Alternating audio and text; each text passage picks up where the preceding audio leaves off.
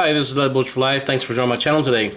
I'd like to do another review on the M-206 Rock Island Armory 38 Special 6-shot revolver. There's a few things I didn't mention my last review doing the shoot, that I had done some trigger work on it, and basically what I did was I took it apart, side plate and all, removed the trigger and the hammer assembly, and what I did was if you look on the trigger and the hammer assembly where they connect, where the metal meets, you're going to see a lot of the parkerizing that was on the parts themselves.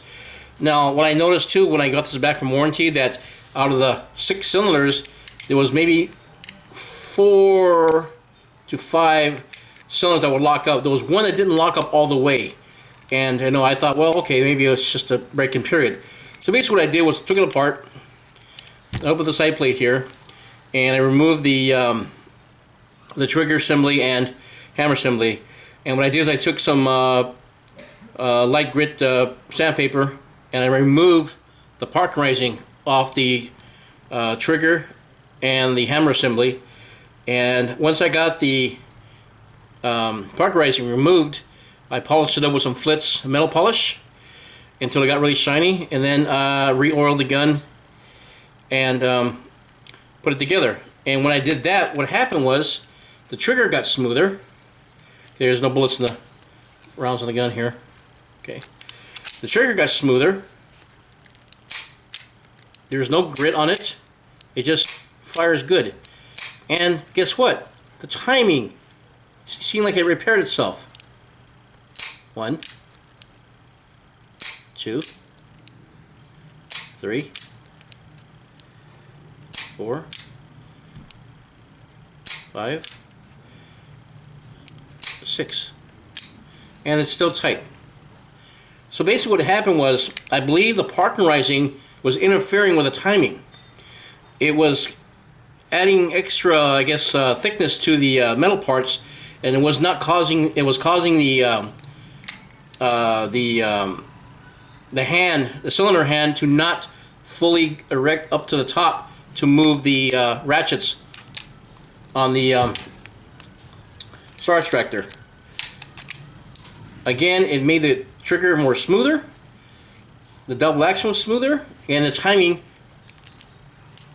click, click, click, click. That's a solid click. And it just clicked all the way and over and over. And I just thought it was a fluke. I just kept doing it over and over. Listen. Click. That's a solid click. Click, and it's not even half, and the hammer's not even all the way back yet. Now the hammer goes all the way back. So we have 2 clicks. 1, 2. 1 click for the cylinder lockup, and 1 for the hammer going back in the battery. Well, going back all the way into cock position. So again, what I'm going to do today is do a little touch-up work on it, and I'm going to put a little whiteout on the insignia here, where it says Model 206 Caliber 38 Special, and we'll do that with some whiteout and a little bit of nail polish remover to keep it clean. So, okay, I had to go get the nail polish remover, just some simple nail polish remover. And so what we're going to do is we're going to shake up this little bottle of whiteout. You can use nail polish, crayons, white crayons work. Now this just adds a little bit of detail to your revolver. Alright, so you just basically want to just dab it on there carefully. Not too much, just to fill up the gaps there. Now before it dries up, you want to take a little bit of your nail polish remover, put it on a rag of some sort, and just wipe it. Okay, wipe it, wipe it.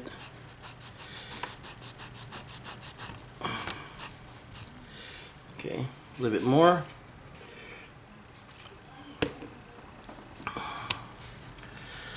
All right. Okay, that's coming off. enough. Alright, so add a little bit more to the M and wipe it off again.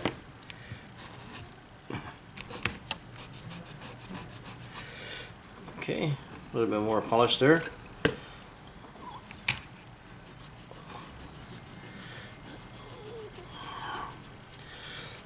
It's a little bit harder on the parkerizing versus bluing. Bluing will come right off. Okay, we're gonna work on that for a few minutes. Okay, I added some hops number 9 on it, and it just came out beautiful. All right, keep on going here, and the detail is just beautiful. Look at that. All right, get some more of it off here. Okay, so if you want to touch up your gun, it kind of enhances the looks a little bit, you know. And you know, again, for $273, you know, it was a great deal, and I have a lot of fun shooting this gun. It's just a good shooter, you know. You're gonna have to use a little Kentucky winch, of course, and that's just the way most fixed revolvers are. But as you saw in my last videos, you know, the accuracy was pretty fair. The 200 grains were great on it. All right, just give it a little bit of wipe here, and voila! Look at that, just beautiful. All right. So if you ever thought about getting a nice, you know, inexpensive revolver, you can't go wrong with the Armscore M-206. This is a great revolver, you know, for the money. I mean, you know, again, it's not blued, you know, it's just parkerizing, but you know, the presentation grips on it fit really good on it. There we go. Zoom it out a little bit, so you can see there. Beautiful. So the internals on this revolver are really simple, and this is what amazed me most about this revolver, is that the simplicity and the way it was designed. It's just amazing how it fires so well. Smooth action on it. It has a look of a Colt Detective. You know, the hammer's a little bit thin, but you know, I shoot mostly in double action, and it's not going to hurt the gun if you use single action. Of course, it's shoots both. It's not rated for plus P. I never saw anywhere in the manual that it wasn't rated for plus P, but you can load these up, or you know, use factory ammo that's pretty close to plus P, but not quite plus P. And for the most part, you really don't need plus P in it. Standard pressure velocity rounds will suit you just fine, as far as like you know, stopping power and penetration. It's got a 2.5-inch barrel versus some of the other guns with the 1 1/8 inch barrel. So you have a little bit more barrel for a velocity increase and more stability on the bullet when it goes down the barrel and out to the target. So your accuracy is a little bit more improved. To me, you know, in my opinion, it fires just as accurate as a 4-inch barrel or a 3-inch barrel.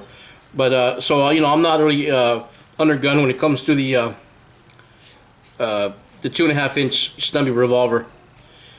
But anyways, this is Libos for Life. Thanks for joining my channel. I just wanted to, you know, bring you up to date on this Armscore 206. I enjoy having it. You know, not that I don't enjoy other revolvers like 357s, things like that. But I just want to let you know that you know, you're gonna get a hit and miss on these revolvers. You'll get a good one off the bat, or you know, you'll get one that needs a little bit of work on it. But after I got it to warranty, you know, like I said, it just had some little you know, defects on it.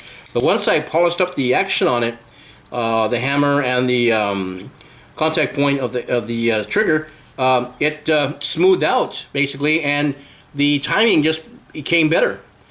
So you know, your miles will vary. I'm not saying that to do what I just did, but if you like to just smooth out your trigger, you'll find out that it smooths the trigger out. Plus, it you know, it actually works on the timing just a little bit more.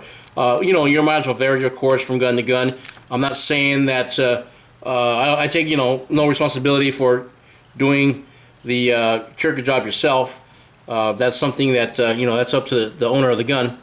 But if you know what you're doing, and you're good with revolvers, taking them apart and such, you know, by all means, you know, you can do it at your own risk. But for me, you know, it's a $273 gun. If it, you know, if it gets messed up, well, you know, it gets messed up. It's not like it's a Python or anything like a little more expensive. But this is what I did. You know, took it apart, polished it up, oiled it up, you know, and then the action just became a little bit more smoother.